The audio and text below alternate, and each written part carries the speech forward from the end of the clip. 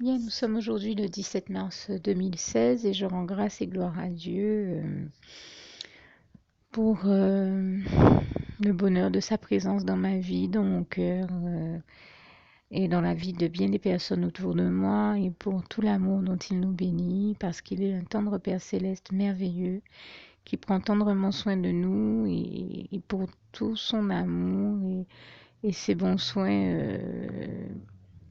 Nous lui sommes reconnaissants et aussi parce que nous continuons à contempler la splendeur glorieuse de son règne, comme ce si beau passage du psaume 145, versets 8 à 21.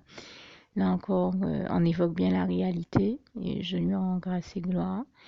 Mais je pense à ce passage-là comme à tant d'autres, hein. Celui-là est un passage que j'ai l'habitude de citer régulièrement parce que je l'aime beaucoup, qu'il est cher à mon cœur, mais je pense également à celui de Malachie 3, verset 18, et qui dit, et vous verrez de nouveau la différence entre celui qui sert Dieu, le juste, et celui qui ne le sert pas, le méchant.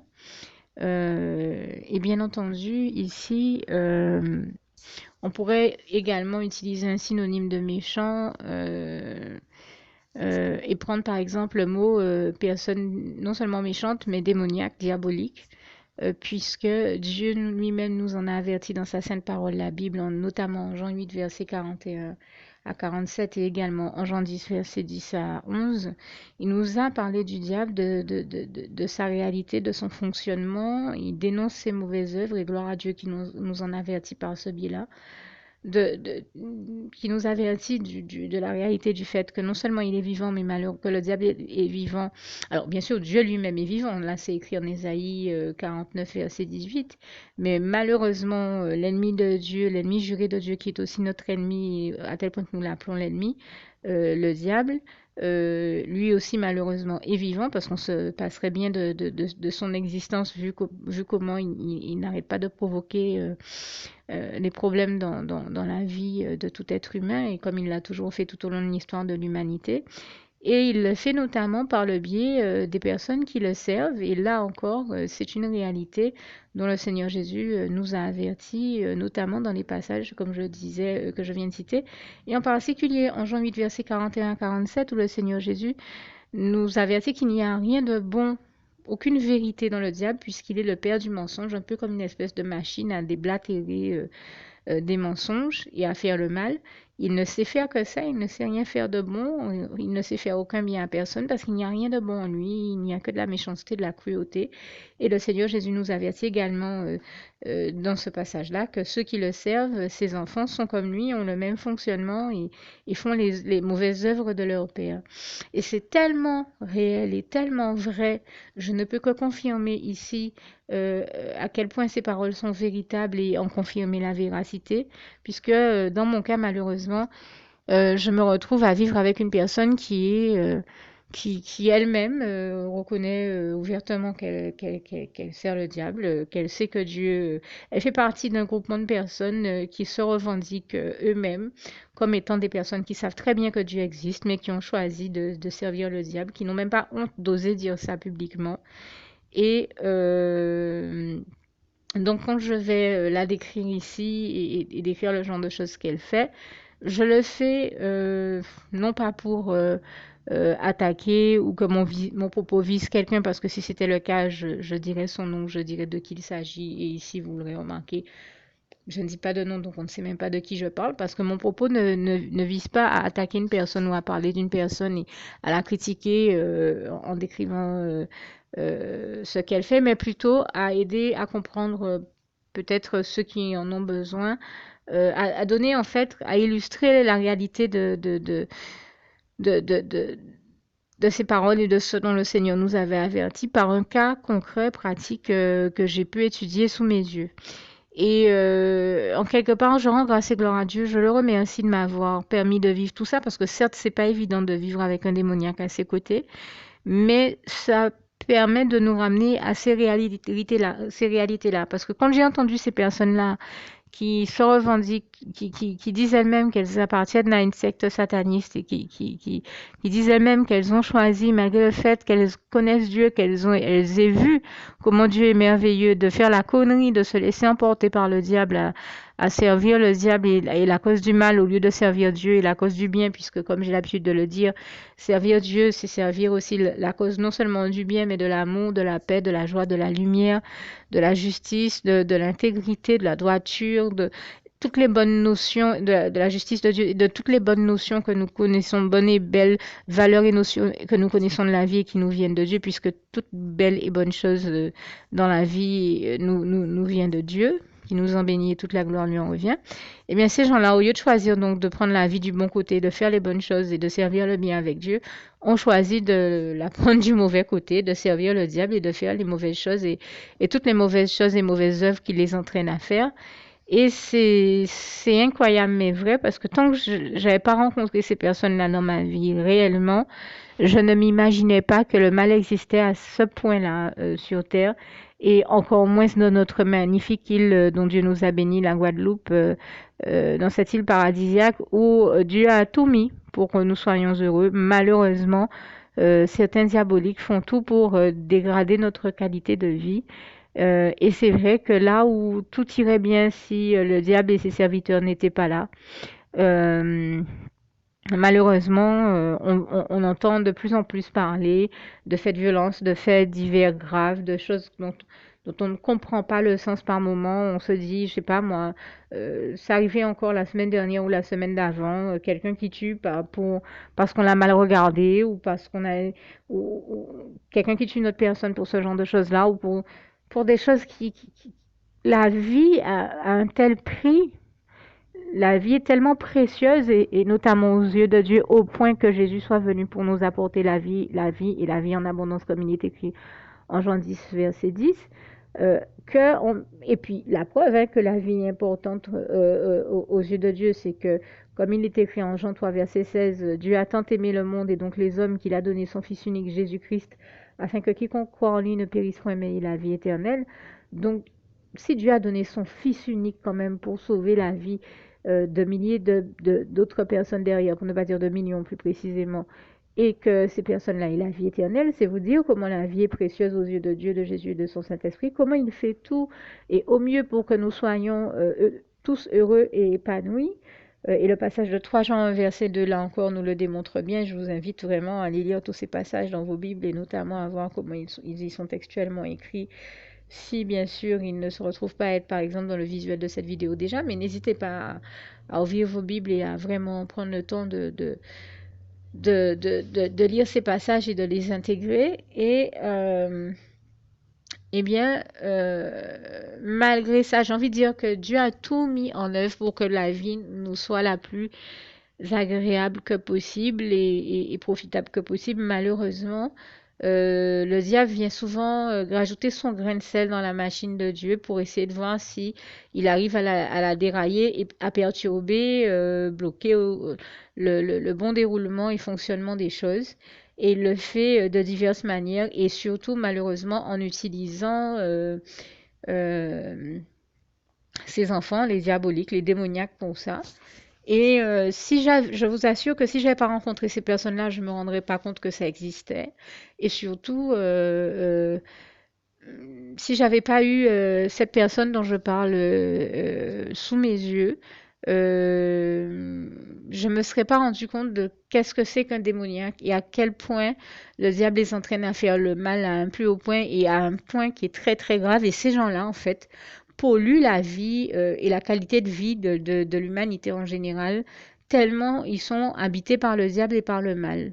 Et ne passent que leur temps, mais ils passent vraiment leur temps à faire du mal, mais à un point qu'on n'imagine même pas. On a tendance à dire, à donner certains messages qui font croire que le mal, c'est sous telle ou telle forme. Je crois que même dans ça, le diable s'amuse à aveugler les gens et à faire croire que si tu fais telle chose, c'est le mal, si tu fais tel... Mais le véritable mal est pire que ce qu'on imagine et il est pas toujours là où on l'imagine. Je veux dire qu'il y a des choses qui sont à des degrés bien différents de tout ce qu'on s'imagine. Et le cas de cette personne-là est tel que je me suis rendu compte de la véracité de la parole de Dieu, et c'est essentiellement ce dont je témoigne ici. Sur bien des points, vous avez passage de Proverbe qui me revient, auquel je pense. Alors, je sais que je n'arriverai pas à le citer tel qu'il est textuellement rédigé, mais qui dit en substance que le méchant, ou encore le diabolique ou le démoniaque, est dans un comportement tel qu'il n'irait pas, il ne se sentirait pas bien d'aller se coucher sans avoir pu faire de mal dans une journée. Quand on lit ça, on se dit c'est grave. Est-ce qu'il y a vraiment des gens qui vivent comme ça? Est-ce que ça existe? Oui, c'est réel. Et j'en veux pour preuve le cas de la personne que j'ai sous mes yeux, la personne démoniaque dont je parle.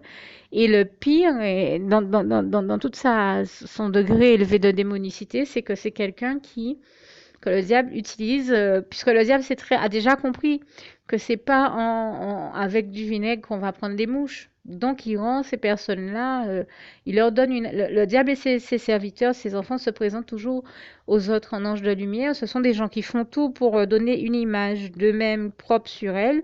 Ils font tout. Alors, c'est des gens, vous allez toujours les voir tirés à quatre épingles, bien habillés, avec de beaux vêtements, propres sur eux, et qui donnent la meilleure apparence d'eux physiquement.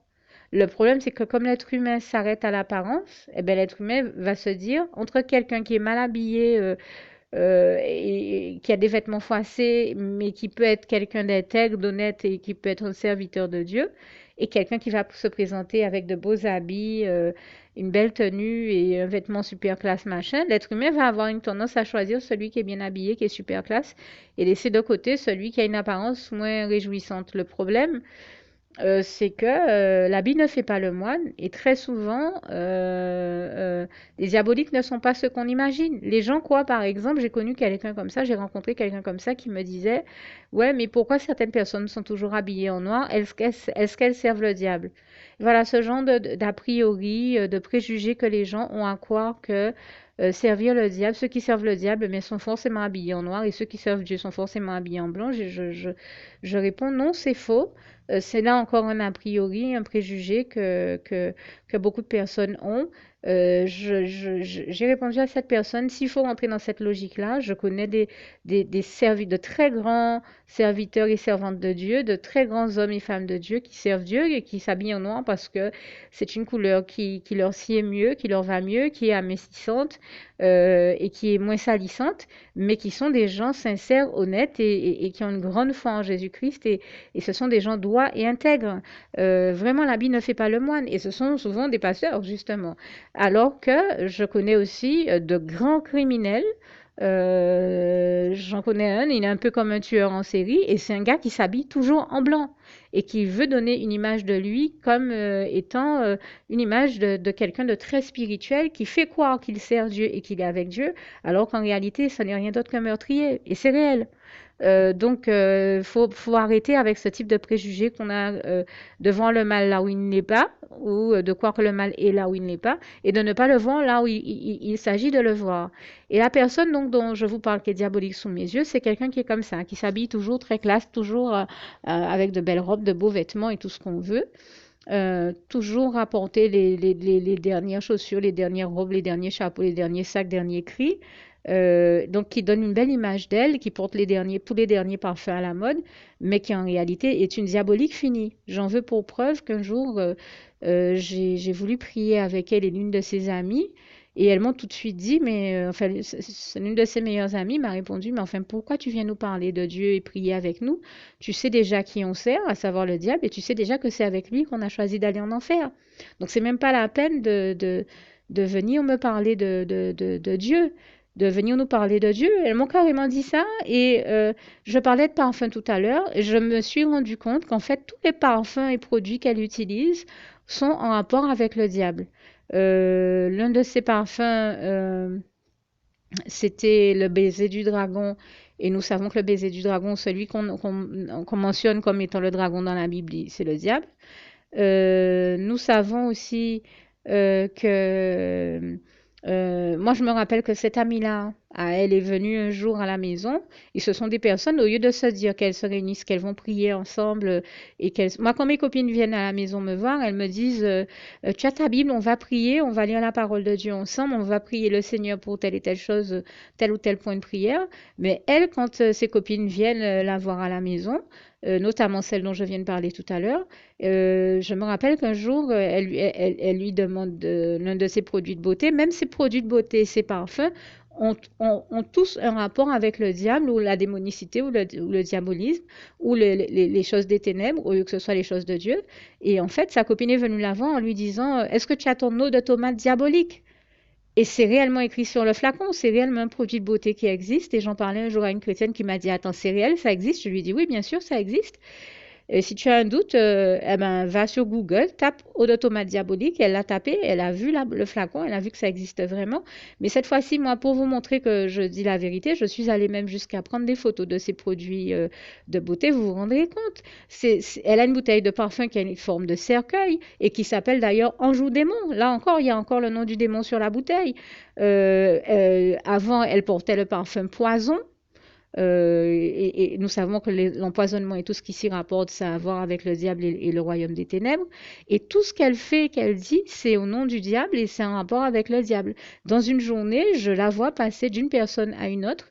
Quand elle a fini de faire du mal à une personne, elle en fait à une autre personne. Elle passe ses journées à faire le mal. Et au lieu d'être un bras droit de Dieu, elle est comme un bras droit du diable. Quand le diable veut l'utiliser pour mettre du désordre ou tout salir, elle se laisse utiliser par lui. Et c'est quelqu'un qui, en un coup de fil, peut commettre des désastres pas possibles à certains endroits. Je l'ai vu un jour appeler quelque part et faire en sorte, alors que ce n'était pas la volonté de Dieu, qu'on déplace des pelleteuses, des tracteurs et qu'on saccage carrément, qu'on creuse une grande tranchée dans la terre et qu'on saccage carrément un terrain qui n'avait pas besoin d'être saccagé. Et elle saccage comme ça, le diable saccage des vies à travers elle et fait les pires conneries à travers elle. Et quand je dis qu'elle est le bras droit du diable, c'est comme si le diable avait besoin de faire creuser cette tranchée dans la terre. Et il a utilisé, elle, comme le prolongement de son bras pour avoir au bout le bras de la pelleteuse pour creuser cette tranche de terre immense. C'était incroyable, mais vrai, de voir ça. Et finalement, une fois qu'elle avait manipulé, que le diable avait manipulé les gens à travers elle pour faire ça, il s'était rendu compte qu'ils n'auraient jamais dû faire ça et que ça revenait en fait à saccager ce terrain qui n'avait pas besoin qu'on lui fasse ça. Et c'est quelqu'un, quand elle a fini de faire ce genre de désastre-là, elle regarde avec qui, dans la vie de qui, elle peut commettre d'autres saccages. Et elle passe sa journée comme ça. Et je me suis rendu compte vraiment que ce passage de proverbe que je citais tout à l'heure est bel et bien réel parce que elle ne peut pas passer sa journée et la terminer sans avoir fait du mal d'une manière ou d'une autre à quelqu'un, un être humain, ou s'être laissé utiliser par l'ennemi pour saccager et causer bien des problèmes dans la vie de toutes les personnes qui l'entourent. Et quand elle vous demande, par exemple, de l'aider, des fois, elle est dans quelque chose où elle est tellement manipulatrice et elle sait comment attendrir les autres et jouer les princesses en danger pour voir quel est le chevalier qui va venir la secourir. Donc, elle manipule les hommes comme ça et elle les fait tomber à chaque fois dans les pièges du diable. Et quand c'est pas des hommes, c'est des fois des femmes. Et elle vient crier au secours, à l'aide, j'ai besoin de telle chose. Si vous faites le malheur de tomber dans son piège et d'aller vouloir l'aider, mais en fait, dès qu'elle demande de l'aide, l'aider, c'est l'aider à faire du mal de la part du diable. Hein. Et là, dans ces cas-là, on n'a aucune envie d'aider. Et je l'ai déjà tellement vu jouer à ces choses-là, chaque fois c'est pour causer des problèmes. Je racontais il y a pas longtemps comment le diable a envoyé des voleurs chez moi au point que la police ait pu faire des relevés d'empreintes et se rendre compte que sans pouvoir bien comprendre pourquoi, ça faisait au moins 3 fois que le diable envoyait ce même voleur-là chez moi. Il y a pas longtemps, elle est venue me voir en me demandant de l'aider, de lui passer la clé d'une porte qu'elle retrouvait pas sa clé, de lui passer ma clé. Je dis mais tu as la clé, pourquoi est-ce que j'ai trouvé ça bizarre et j'ai tout de suite senti que c'était le diable qui avait besoin de faire une connerie à travers elle. Et bien son but c'était de lui faire ouvrir une partie du portail pour qu'un voleur puisse rentrer. Le soir même, on a eu encore des voleurs qui sont venus et c'était son but et il cherchait à l'utiliser pour faire ça et essayer. Il essaie toujours de faire les gens participer au mal par son biais. C'est ça le drame.